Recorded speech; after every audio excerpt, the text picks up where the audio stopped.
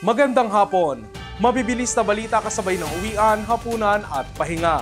Mga up-to-date na balita ngayong araw ng Miyerkules. Garantisadong mabilis lang to.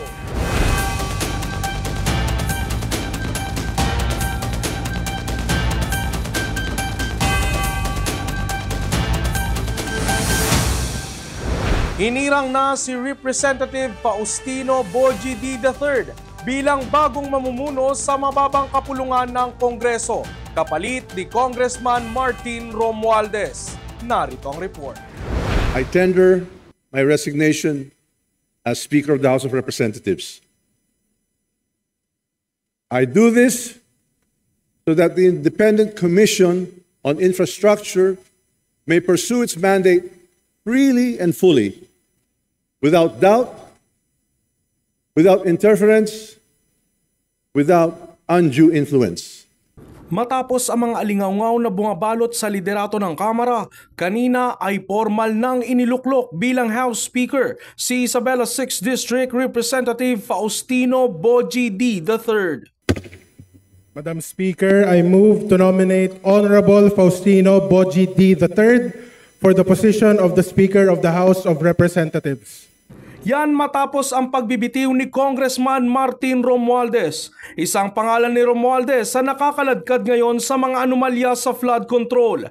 Bagay na mariin naman itong pinabubulaanan ang mga akusasyon. Katunayan, suportado nga raw nito ang investigasyong ipinapakasan ng Pangulo at kaisa sa pagpapanagot sa mga mapapatunayang sangkot. To the Filipino people, never lose faith in democracy, for it remains capable of self-correction and renewal. Mga minamahal kong kababayan, I leave this chamber as I first entered it. A humble servant, ready to serve wherever duty may call. Kahapon na mag-usap sina Congressman Romualdez at Pangulong Marcos, bagay na kinumpirma ng palasyo. Ang maiko-confirm ka lamang po ay nagkita po sila ng Pangulo at kung ano po yung napag-usapan nila ay hindi po natin masasabi. Pero ang kontrobersyang yan nagpapaingay palalo sa Duterte Block, kabilang ang kanyang pinsan na si Senadora Amy Marcos. Kasi yun naman talaga ang ugat ng lahat na ito. Politika naman talaga at ambisyon ng isang dambuhalang sanggol. Wala namang bentahe para kay Davao City 1st District Representative Paulo Duterte ang pagpapalit sa liderato. Kinu-question ito kung sino nga ba ang pumili sa bagong speaker dahil party mate daw ng bagong speaker sa Partido Federal si Representative Sandro Marcos. Kung gusto raw ng Administrasyong Marcos na bigyang respeto ay dapat agad-agad ng kasuhan ang mga tiwaling mambabatas. Para naman kay Vice President Sara Duterte, personal po ba kayong bet for the speakership? Wala, hindi ako masyadong madami kaming inaasikaso sa Office of the Vice President para ko isipin kung anong nangyayari sa House of Representatives. Mula sa political clan ng mga D sa Isabela ang bagong House Speaker. Panahon pa ni dating Pangulong Marcos Sr. ang kanilang pamilya. May matagal na karanasan na rin ito sa pamahalaan mula sa pagiging kawayan ni Isabela Mayor ng 3 termino, Congressman mula 2001 to 2010 at Gobernador ng Isabela ng 3 termino rin. Matapos niyan ay naging Vice Governor 2019 hanggang bago ang Pilipinas 2025. Bumalik itong muli sa Kamara ngayong 20th Congress at isa sa 11 Deputy Speaker na nagpalakas pa sa kanyang pangalan bilang contender sa House Speakership. Ilan pa sa naging matunog sa posisyon sina Congressman Toby Chanco at Albi Benitez. Opisyal nang inirekomenda ni DPWH Secretary Vince Dizon sa House of Representatives ang resubmitted budget proposal ng ahensya para sa 2026. Mas mababa ito kumpara sa orihinal na panukala. Mabilis na balitang hatid ni Michelle Giliang. 625.8 billion pesos na lang ang hinihiling na budget ng Department of Public Works and Highways para sa 2026. Mas mababa ng halos 29% mula sa original proposed budget nito na 881.3 billion pesos. Sa liham ni DPWH Secretary Vince Dizon kay House Speaker Martin Romualdez nitong Lunes, Sinabi niya ang 252 billion pesos na dating nakalaan para sa flood control projects ay pwede nang ilaan sa ibang programa. Sa pagharap ni Dizon sa House Committee on Appropriations kanina, ipresenta niya ang anyay resubmitted budget ng DPWH na pinakamababa raw na panukalang budget ng kagawaran mula 2020. Anyang malaking bawas ay dahil sa pagkakakansela ng 252.5 billion pesos na halaga ng locally funded flood control projects kabilang ang ilan umanong duplicate at completed projects. Para po makita ng ating mga kababayan na tayo pong lahat ay seryoso dito sa kailangan nating gawing paglilinis, dito sa mga nakita at nasiwalat na mga naging problema sa mga flood control projects. At dahil dito din po, sinigundahan pa po ng Pangulo na yung mawawalang pondo sa DPWH na galing sa flood control, yung pong 252.5 billion pesos, which represents almost a third of the DPWH budget, ay dapat po hindi na gamitin sa DPWH. Sa budget hearing, pinagpaliwanag si Dizon kung tuluyan na bang ikakansela ang lahat ng proyekto kontra baha sa kabila ng malawakang pagbabaha sa iba-ibang lugar sa bansa. Matatandaan na noong pinaupo bilang bagong DPWH chief si Dizon kapalit ni Manuel Bonoan, ipinag-utos ni Pangulong Bongbong Marcos na suriin muli ang panukalang budget ng kagawaran sa gitna ng issue ng korupsyon sa infrastructure projects. Aalisin natin yung pondo ng flood control, yung mga matitinong flood control na matagal nang hinintay ng mga kababayan natin, matitinong flood control na matagal nang pinagplanuhan ng Department of Public Works. Ay unfair naman po yun.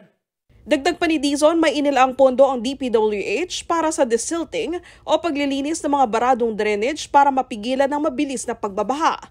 Nagkakahalaga ito ng 16 billion pesos. Samantala, hindi naman napigilan ni Cagayan de Oro 2nd District Representative Rufus Rodriguez na maging emosyonal sa pagtutol sa pag-defund sa local flood control projects gayong wala raw nakikitang ghost projects sa distrito niya at tila nadadamay lang sa kalokohan ng iba. Hiling ni Rodriguez kay Dizon, sana ay pinili na lamang ang mga flood control projects na tinanggal sa DPWH budget at ipagpatuloy ang mga proyekto sa mga distrito na hindi nakitaan ng anomalya. Sagot ni Dizon, dapat makipagtulungan ng mga lokal na pamahalaan sa Regional Development Council para maayos na maiplano ang mga proyekto kontra baha.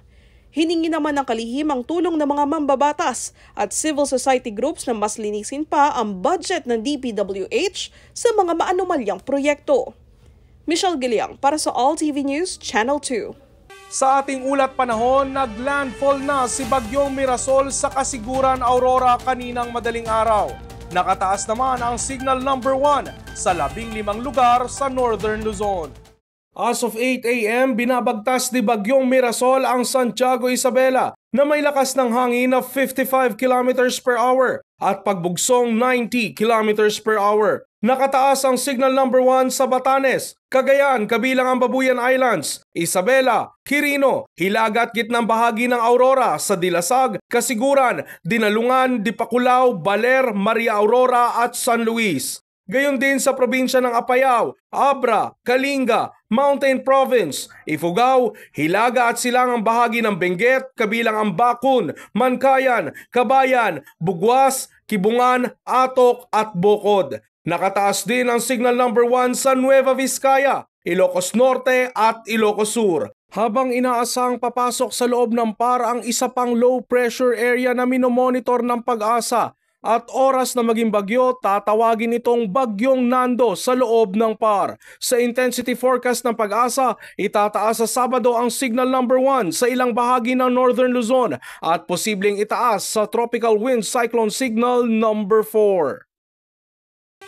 Sa mga balita sa probinsya, narito ang mabilis na balita ni Ere Joy Briones mula Kalibog Cable News at Allen Barrera ng E-Media Zamboanga. Nauwi sa suntukan ang pagtatalo sa pagitan ng dalawang lalaki sa Capital Site, Estancia, Kalibo. Batay sa ulat ng Kalibo Municipal Police Station, kumakain umano ang isang lalaki sa fast food stall habang nakikipag-video call sa kanyang bayaw.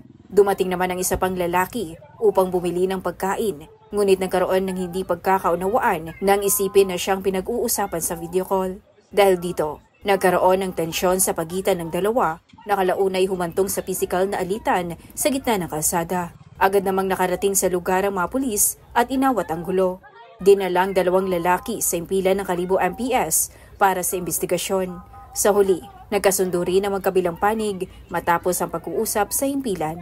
Era J. Brianes para sa AllTV News Channel 2. Sugatan ang vice-presidente ng isang universidad sa lungsod ng Zamboanga matapos tambangan sa Estrada, Barangay Tetuan ngayon Miyerkules ng umaga. Nakilala ang biktima bilang si Alfredo Estaquio, residente ng nasabing barangay. Sa initial investigasyon ng Zamboanga City Police, nagja-jogging umano ang biktima nang biglang lumitaw ang 2 hindi pa nakikilalang sospek na nakasakay sa isang motorsiklo at bumaril sa kanya. Natamaan ng bala ang biktima at dinala sa ospital habang ang mga sospek ay dumakas. Patuloy pa rin ng mga otoridad ang investigasyon upang malaman ang motibo at pagkakilanlan ng 2 sospek na bumaril sa biktima. Allen Barrera para sa AllTV News Channel 2. Historic win ang ginawa ng Alas Pilipinas kontra Egypt sa 2025 International Volleyball Federation Men's World Championship. Bukod dyan ay umangat din sa Volleyball World Ranking ang Alas Pilipinas. Mabilis na balitang hatid ni Enzo Lacap.